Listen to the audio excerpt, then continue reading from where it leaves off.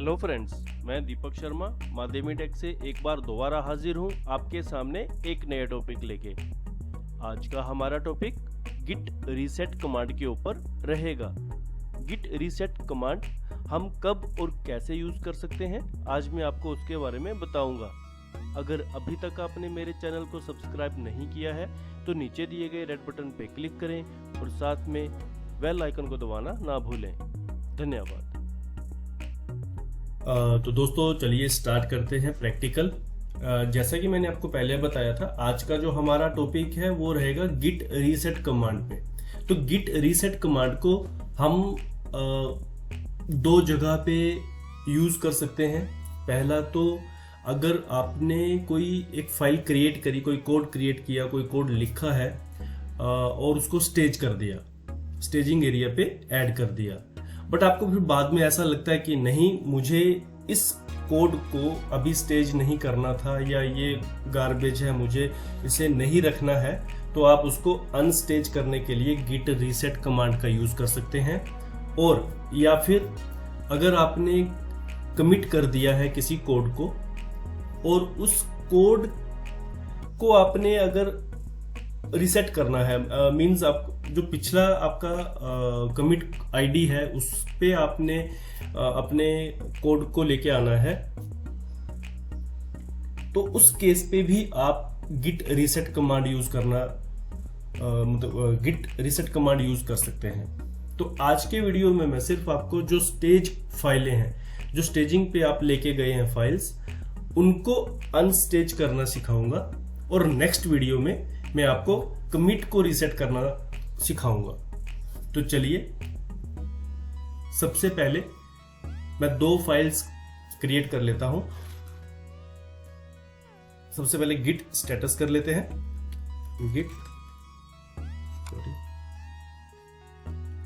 Git status. तो git status करने के बाद आप देख रहे हैं मेरे पास अभी तक मेरा जो ब्रांच है वो बिल्कुल क्लीन है।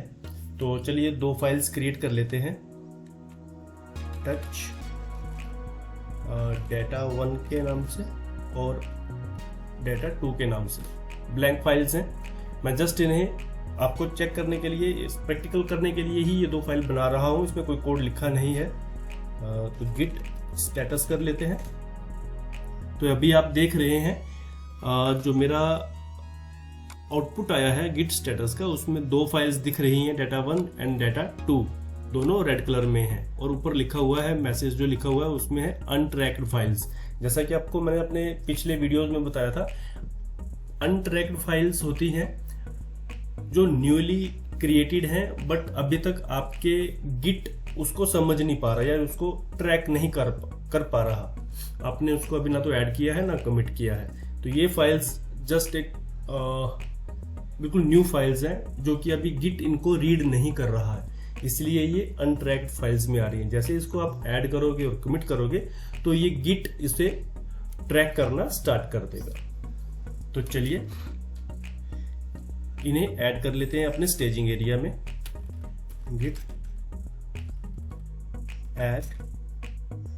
आपको मैंने पहले भी बताया था, अगर आपको कोई सिंगल फाइल ऐड करनी है तो आप फाइल नाम दे देंगे, अदरवाइज आप डॉट लगाएंगे तो आपकी उस डायरेक्टरी में जितनी भी या उस रिपोजिटरी में जितनी भी अनट्रैक्ड फाइल्स हैं वो सारी, या मॉडिफाइड फाइल्स हैं, वो सारी की सारी स्टेजिंग एरिया में मूव हो जाएंगे।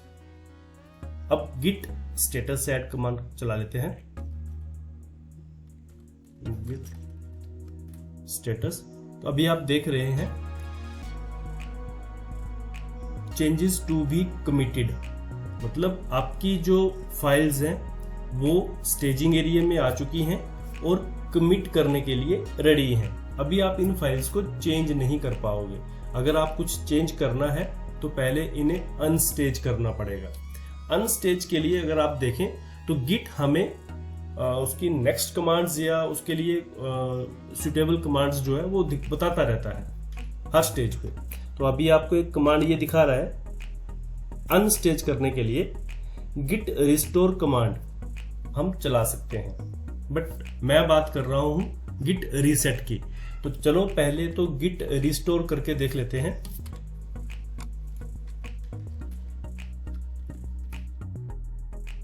कमांड रहेगा git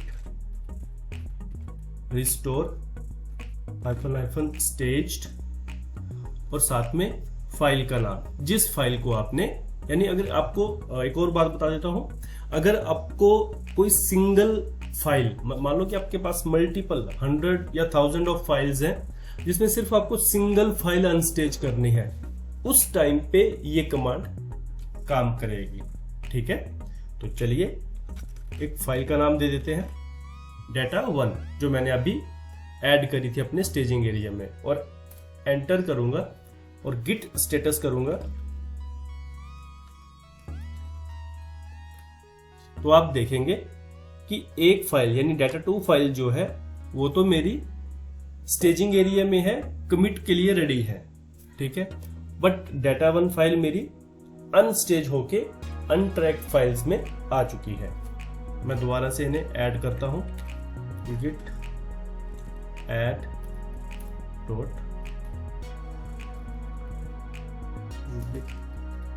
स्टेटस।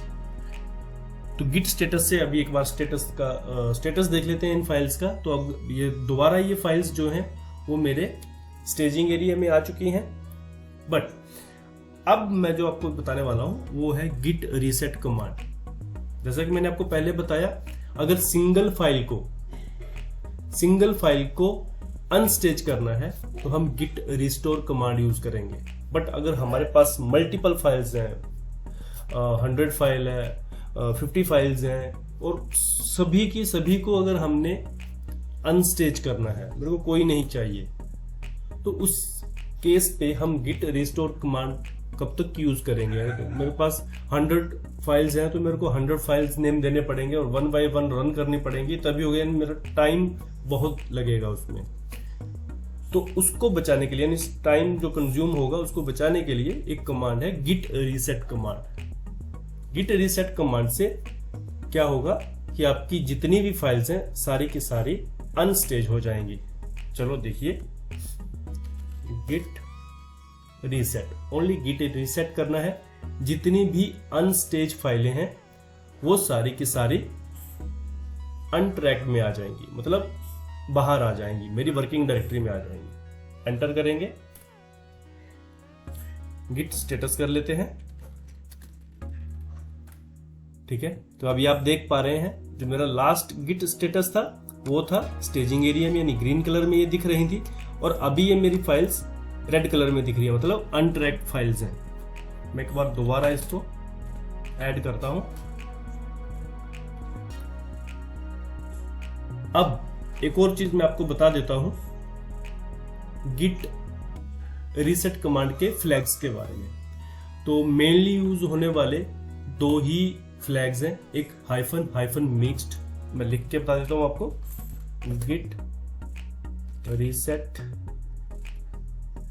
Hyphen mixed.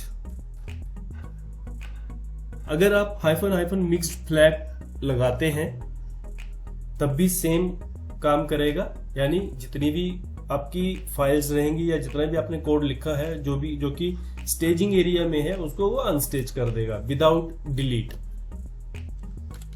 और एक सेकंड जो हमारा फ्लैग है वो है